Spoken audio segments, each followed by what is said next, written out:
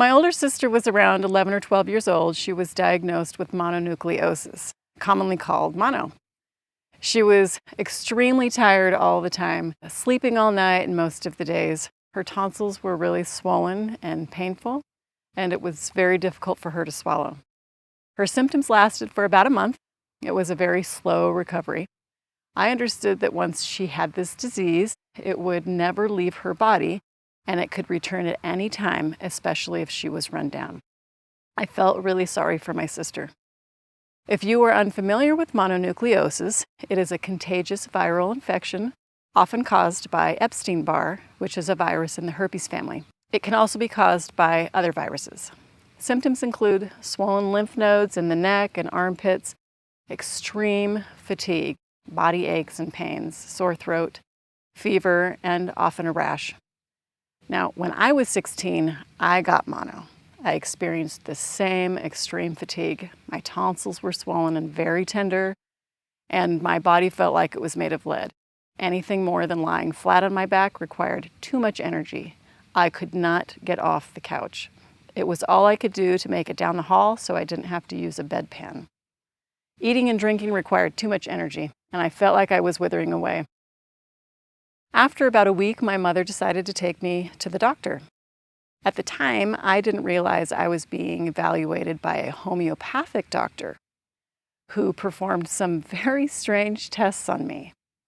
One test in particular made me want to roll my eyes. If only I'd had the energy, but I did roll them inwardly many times.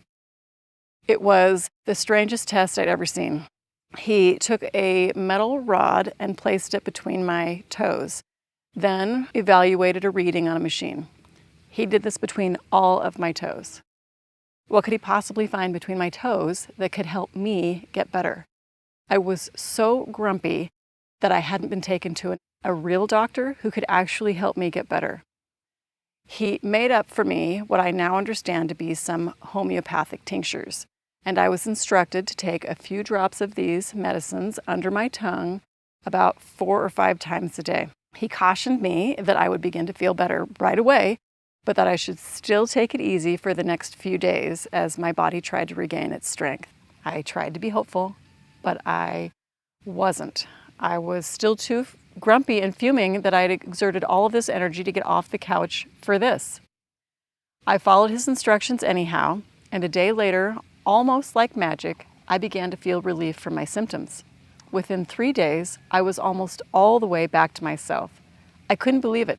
By the end of the week, I was back in all of my school activities, and I have never had a relapse since. I have often reflected on this experience. I still don't know what it is the homeopathic doctor evaluated between my toes, but I do know his homeopathic tinctures revived my immune system and helped me return to health in record time. The lesson I learned is this: just because I don't understand how something works, or it seems strange with my current life experience and understanding, doesn't mean it's false or unsuccessful. There are many healing modalities that have been around a lot longer than our current medical system that have had a real measure of success. We shouldn't discount something just because we don't understand how it works. This experience with homeopathy has helped me throughout my life keep an open mind, especially when it comes to alternative healing methods or something I'm unfamiliar with. Since my brush with mono, I have learned so many neat things about how the body works to heal itself.